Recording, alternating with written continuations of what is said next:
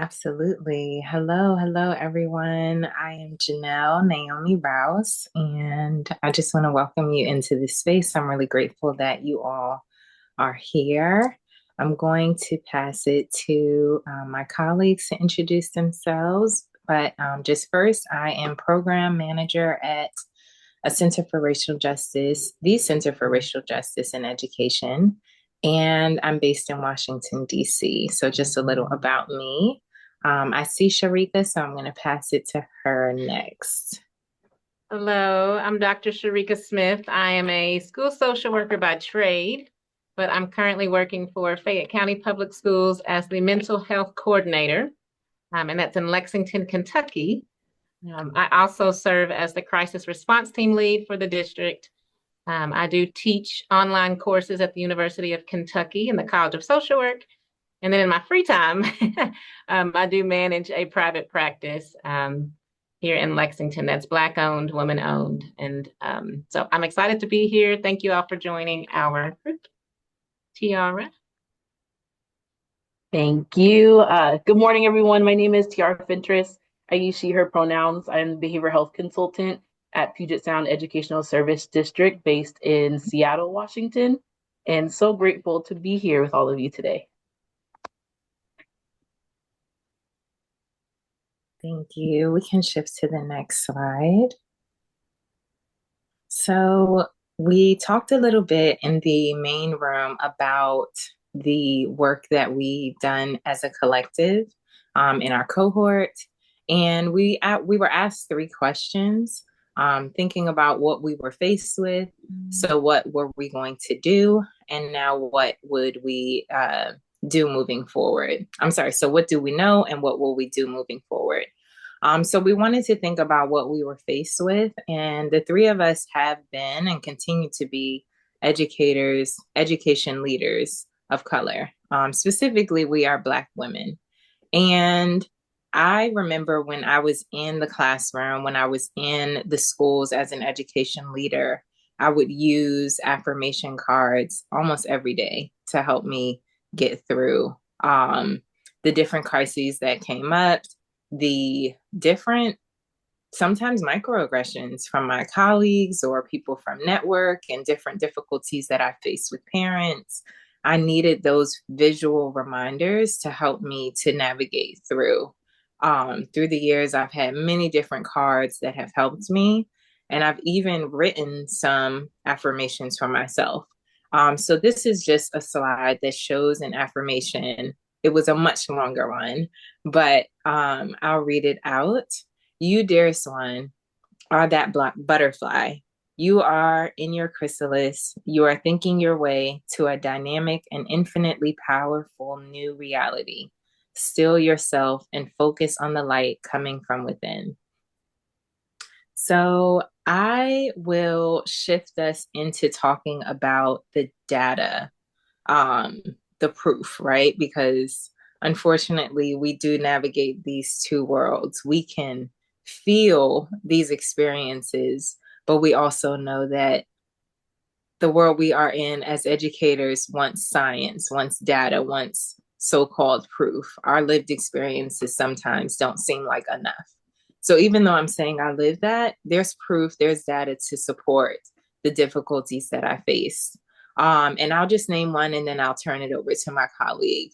Prior to the pandemic, many educators of color were leaving the classrooms or not even coming into schools to be educators or support for students in an educational process. And this was because of many different factors, but it has become exacerbated after the pandemic. Not only are educators leaving, and so there's a difficulty with retention, but there is less teachers of color and specifically Black teachers entering the space. And so we have a handout that we will share, but linked to this handout is a study that was done in Education Week. And this study shows data from January of 2022. And it compares principals, educators, and people in other professions to talk about their levels of stress, burnout, depression, etc. within their fields.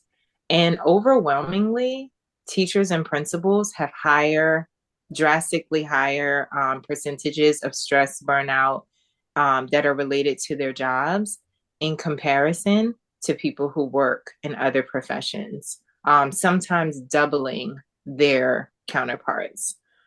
So that link I think was just dropped in the chat, but just naming that something's wrong, right? Like this is what we're faced with. So I will turn it over to my colleagues now.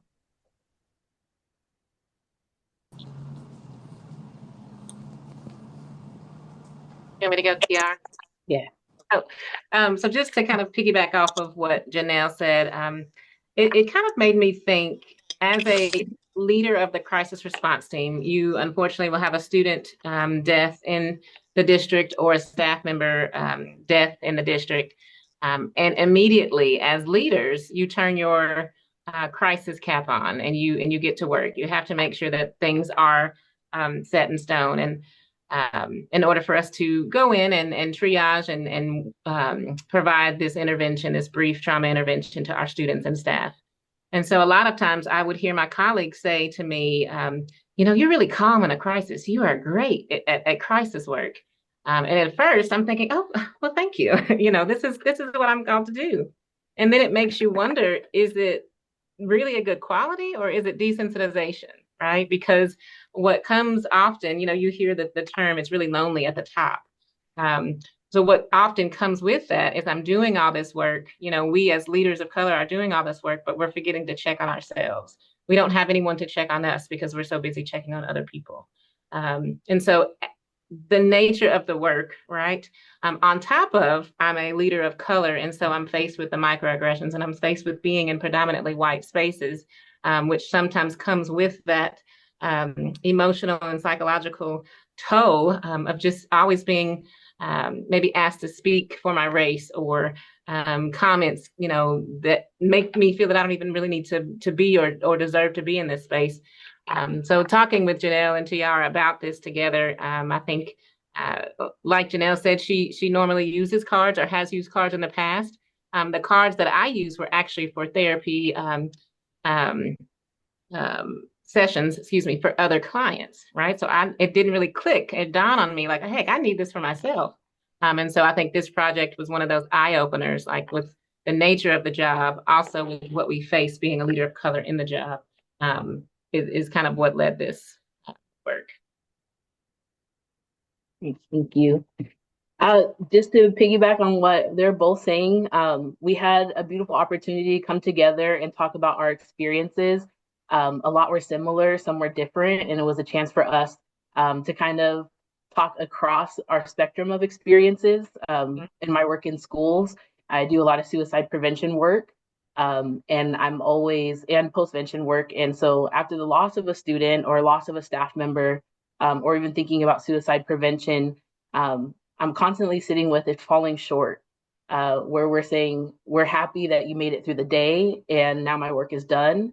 And the work is so much deeper than that. And as an educator, as someone in behavioral health, you carry that with you when you know that a young person is constantly on the brink. And that we are satisfied that they have made it through the day, but they haven't cultivated a life worth living for themselves quite yet. And that's where we really want to sit with, what do our educators need to stay in the work? As Janelle was mentioning, retention is really challenging. I'm sure many of us have seen our colleagues come in so passionate with open hearts and gradually change over time, because it is painful to sit with the reality of some of our students are facing with in the times that we're in. We aren't immune to those. We don't get to leave those at the door. And so being able to carry both and cultivate presence and pour into one another was really the heart behind what we poured into the card deck. Thank you so much. We can shift to the next slide. So I wanted to ask, in this current climate, what do our educators of color need to hear? But not only what do they need to hear, what do they need to do? What do we need to do? What do we need to see, feel, experience? So I wanted to ask if people could drop that in the chat. In this current climate, what do our educators of color me to hear, see, feel, experience, etc. Just to pull some ideas. I love that permission to pause. Absolutely. Lots of joy. Yes, absolutely. I love permission to pause. I'm thinking about within the schools how it's become very widespread that every second counts. Uh, every moment of the day must be accounted for. Don't waste any time. And navigating through the day without obsessing over the time in that way does not allow us to pause. I see my good friend Altagracia on here, and she's always reminding me that we have abundance of time. Like we live in the abundance, right? So shout out to her for that mantra that I really keep with me. I see remember to breathe, and I love you too. So I will shift to Tiarra, and definitely I agree. Or that's such a paradigm shift, and it's not pervasive, but we need so much more of that. So I'll shift to Tiarra. Thank you all. Thinking about this question, we really sat with it for some time about what do folks need to hear, and I think it really came to what did I need to hear. So much about this fellowship was about pouring back into my own cup and not feeling selfish about it, and realizing that like my healing could only go so far in isolation. And it was really in these connections that nurtured me in a way that I couldn't do on my own. And so some things that really sat with my heart of what I hope educators are hearing from us if they're not hearing anywhere else, that you're not alone in this work. There are folks rooting for you, whether you see them or not, that our well-being and authenticity is needed. Too often powering through is our measure of resilience. And I really like to reframe our measure of resilience in terms of our presence. The more that we can bring our presence, our feelings as our superpowers to our work, we really are able to support students in thriving, and ourselves as professionals, really bring our heart to the work that we do. So when I think about this question, it makes me think of the word reassurance. And more so because the world around us is not very reassuring, especially for people of color, and specifically leaders of color. So sometimes we do come to our workplaces because we do get that reassurance there. But it's not necessarily reassurance that I can do the work. I know I can do the work. That's why I'm here, right? We were hired to do this work. But it's more of that reassurance that we get to do this work, that we deserve to be in these spaces. And so that's, I think, what I look for. And sometimes I don't often get that from everybody in the workplace. So really having a space where I can either go to these cards that we've created for leaders of color to find that in myself. I can find a way to hear that, or finding a small just group of people who can reassure me in that way, and we can reassure each other in that way. Thank you. We can shift to the next slide. I just want to add that, like, what Shericka just mentioned made me think back to the butterfly again. And it's almost like, oh, it's a butterfly and it's so cute, but they're pollinators. Like, they work really hard. They do a lot of work, and they're not just pretty and just something to just behold or observe. Like, they're doing the work of creating space for flowers and fruit to be on this planet, just as bees are, right? Like, they're a part of that workforce. And I think about that as us, we who are educators of color, and we who are educators in positions of power. It's also like, oh, there's a unicorn. Oh, look at that pretty person. Look at that pretty thing. But we do the work. And sometimes those things are very disconnected and not celebrated, and not giving that space to pause or affirmation from the work that we are actually doing. So that just kind of came to me as you were speaking. So a little bit about our C.A.R.E.S card deck. And this is in the So What Do We Do Now, right? C.A.R.E.S stands for Collective Affirmation, Reflection, Exercises, and Self. And I want to shout out to Tiarra because we were literally throwing out ideas about what we wanted to be in this card deck. And she was like, oh, that spells out C.A.R.E.S. And I'm like, ooh, but it does. Right. So I loved that these were the things that we felt we would want in a card deck or in a product that would affirm us or that would help us to navigate through these different spaces. So collective is speaking about just that, right? Like these are the cards that give us space and opportunity to find the people, find your other fellow unicorns or butterflies or however you identify, right? Like who are the people that get you and will be in community with you? The A is for affirmation. And sometimes I just need that reminder. Like I said, I had the affirmation cards at my desk. I could just glance at it.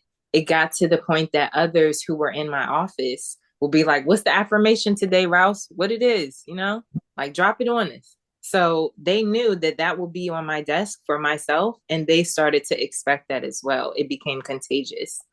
R is for reflection. It allows me to think.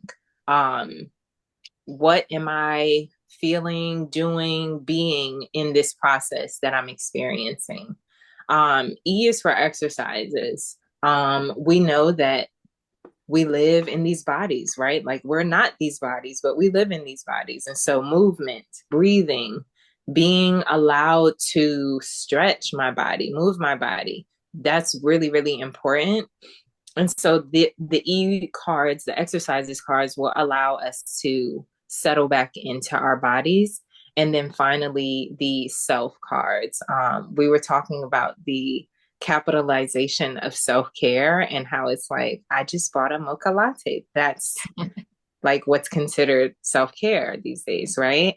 But what is real self care and how do we actually support ourselves? And so these cards are in support of that. And these 5 pillars we feel will support the holistic transformation of a leader of color.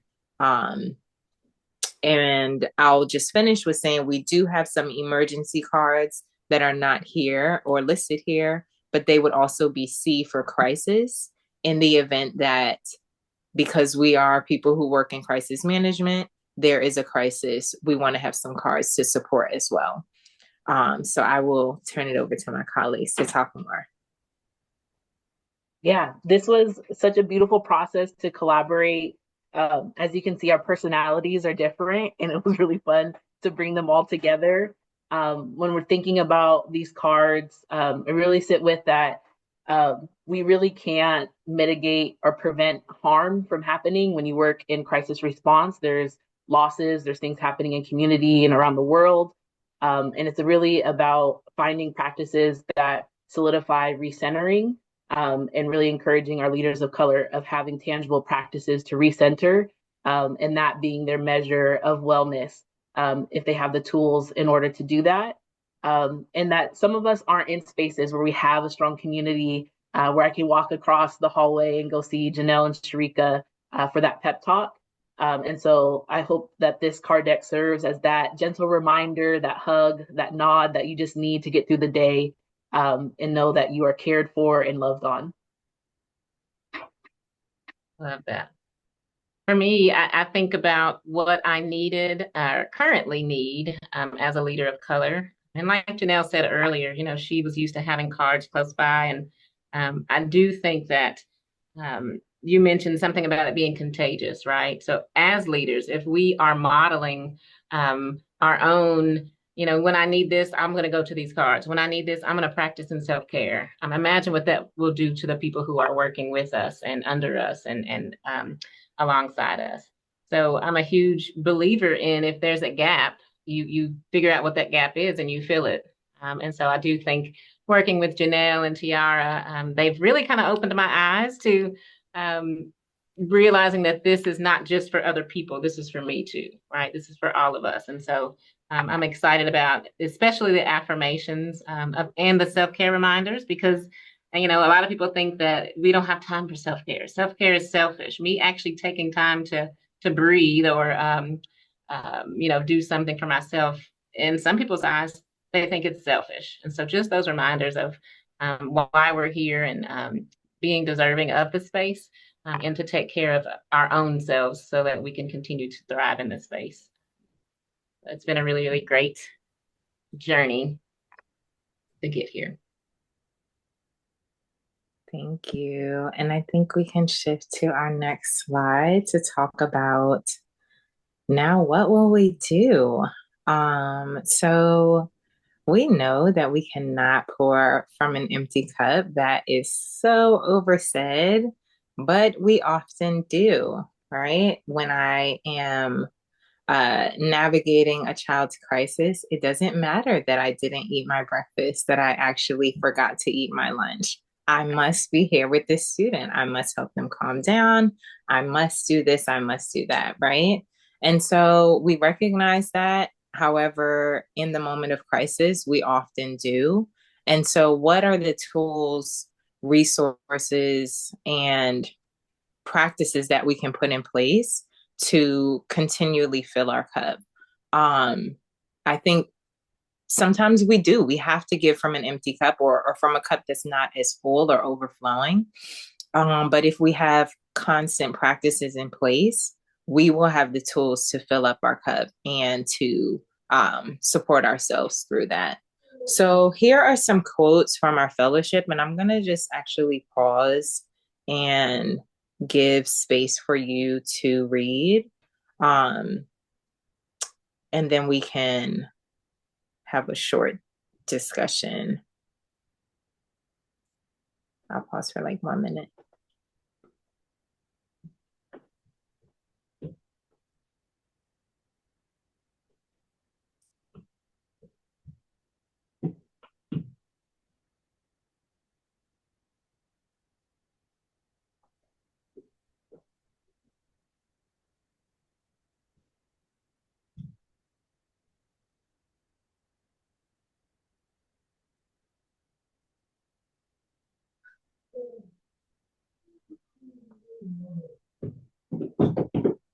Thank you. All right. I'm going to say that a quote that resonates with me is trauma is a chronic disruption of connectedness.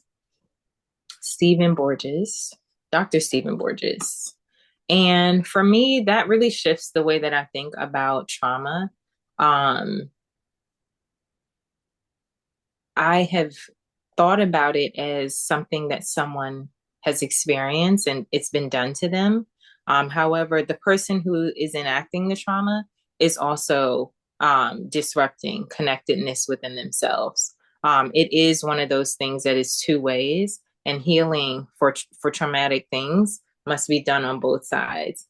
The third part that's not even talked about is those who help those who are traumatized. And there's some disconnection there as well. That's the work that we do. And there has to be practices, like I said, tools and resources for those who heal, those who support in times of crisis and in times of traumatic events. So what about you? You can come off mute or share in the chat, like what resonated with you.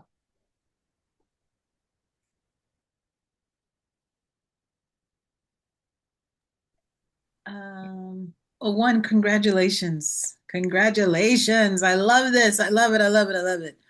I think that one was really powerful. I think there were two. So the first one that you shared by Dr. Stephen Borges, but the other one that stood out to me was by Dr. Joan Halifax.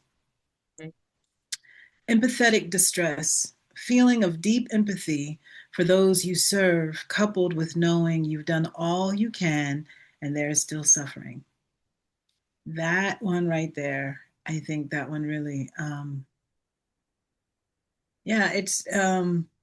there's a place in which leadership calls for us to be able to support, but also to recognize that we can't change what happened, right? Part of our work is recognizing the change that we seek in the future, well, in the present moment and in the future. But for something that has happened, what we have to do is try to come together and try to heal from the trauma of what's occurred.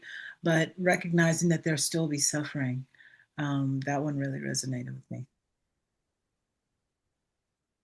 Thank you, Gigi, my love. Maybe one more.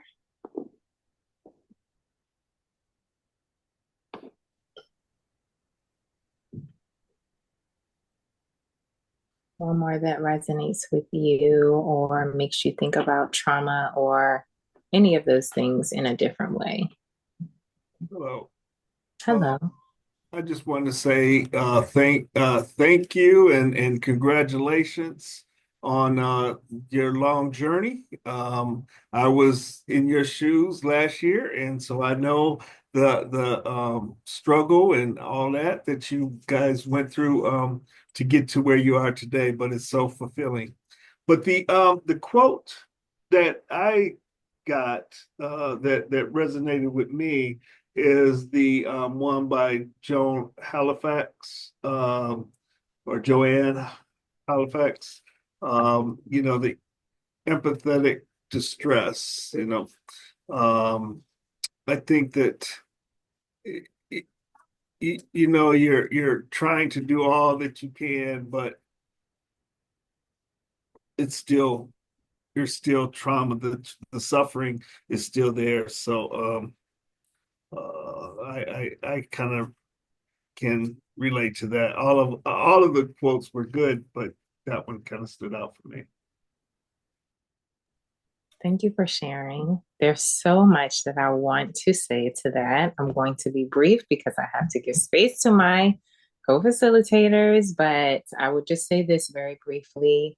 Sometimes it feels like the work is in vain, right? Like I do all this work and then I get the student to a place where they're trusting and they feel comfortable in their skin and they feel connected in their community. And then some person, something, some energy comes and disrupts the work. To that, I say we're planting seeds and the farmer may not see the growth, you know? Some seeds take 20, 30 years to germinate, to even come above ground. And so I may not be able to bear witness to the fruit, but I have to trust that the work that I'm doing is not in vain. So I'm going to pass it because I could go deep. I'm going to pass it on. There is so much I could say about this fellowship. There were so many beautiful nuggets. There were so many hard moments that really called on the heart. And I know like something that kept coming back for me is that our babies deserve to see us thriving. I think so often, we power through, we're resilient, we show up, we do the work, but not many of us are thriving in doing so. And we learn the ways to survive. And I realized that like you can't think your way through it. You really like logically, I could tell you the steps, all of the important practices, everything we're taught about coping and more so coping than healing, but it really does take an embodied practice and ways of being to do the work, to live the work, and to find healing for yourself. And I think I always come back to that. We talked a lot about grief throughout this fellowship. And as I'd mentioned before, like there's only so much healing you can do in isolation. And when we think about grief, too often that forces us into isolation. And there has to be a moment of connection. There has to be community and relationships that bring you to that next level of healing. And so much of this fellowship was that for me. And finally, I resonated especially with Dr. Halifax as well. And for me, this fellowship and this quote just kind of summed up. We can follow the checklist of crisis response. We can follow the checklist of our job duties and descriptions. But even when we do everything right, that does not mean that, just like the quote says, that someone won't still be in pain. And for so long, I have taken that as, okay, well, maybe if they're still hurting, then maybe I didn't do anything right, or maybe, do this right. Maybe there's something else I should or could have been doing. But the sad reality is there will be another crisis. It's not about if, it's about when. And I can't be ready for the next one if I'm not ready, my own self to take care of my own needs. And so that one stood out to me, just like the two of you who mentioned that as well. So this has been very eye-opening to realize that. Thank you. We can shift to our last slide. I see a couple things in the chat. I'm going to just share out loud to give them space, and then we'll go to our product. Oriana says, I think about how the level of trauma we are experiencing just continues to grow with our current administration and the heightened level of global trauma, coupled with all the violence inflicted on poor and working class folks. It feels like too much to counter. Absolutely. Also, Garcia says, thinking about how the 13 to 16 generations of trauma is in constant conflict with the parts of us that have 13 to 16 generations of wisdom, how it tries to disconnect us from that ancestral wisdom. I see how these cards can serve as an artifact to ground, to remind us. And thank you, Kathleen. This is such a powerful contribution. Thank you for all this work. Thank you. Thank you for being here with us. We are working. We are working on a final product. And so a lot of this fellowship was to get us to a place of what do we see? Like I said, that's so what do we do now? Understanding what the thing is that we're navigating, coming to a space of seeing what the tools are, learning from the experts, having the conversations, and reflecting on our own practice, and then shifting into now what do we do with this? What do we do with what we learned? And what do we want to offer to ourselves and to others? So right now we have an Instagram page, and we are using that to engage in an online community around this topic. We're just getting started. We know how social media is often the first step into entering this space. I think we have about 40 cards done on our virtual space. And so we'll start to post and try to engage people online. But our next step will be to look this summer into how we can get these printed and offered to others. So we're going to ask if you are on Instagram and open to it, to follow us, to share with your colleagues. My goal, ambitiously, is to be posting at least 3 times a week, so that I'm engaging with the online community and sharing with my colleagues and friends, etc. But we did want to have this be the start, the spark of our journey, because we want this to be in leaders, welcome to our school baskets, if you will, so that they know they feel loved and supported. Oh my goodness. Yes, Tiarra, I'm going to hand it over to you. Thank you. Haha. Hand it over to me. Maybe introduce the handout, because I think we're going to the session. Yeah.